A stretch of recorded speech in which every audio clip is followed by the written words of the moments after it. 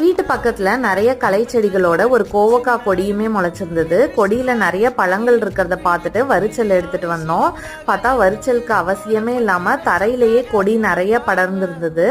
அதுலயே நமக்கு நிறைய காயும் பழமும் இருந்தது. இந்த பழம்லாம் ரொம்ப சின்ன வயசுல சாப்பிட்டது. இதோட டேஸ்டே எப்படி இருக்கும்னு மறந்து போயிடுச்சு.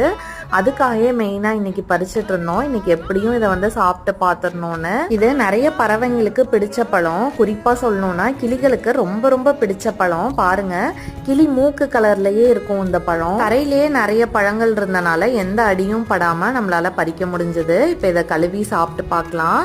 தோல் ரொம்ப ரொம்ப சாஃப்டா இருந்தது. கழுவும் போதே பிஞ்சு வந்துருச்சு. சாப்பிட்டு பார்த்தா இது நல்ல மாவு தன்மையும் கொஞ்சம் புளிப்பும் கலந்த மாதிரி இருந்தது. இதை 2.1K கிட்டான என் மாமா பொண்ணு கிட்ட கொடுத்து எப்படி இருக்குன்னு கேட்டேன். ரொம்ப சுமார் தான் சொல்லிட்டாங்க. நீங்க இந்த பழம் சாப்பிட்ருக்கீங்களா? உங்களுக்கு பிடிக்குமான்னு கமெண்ட்ல சொல்லுங்க.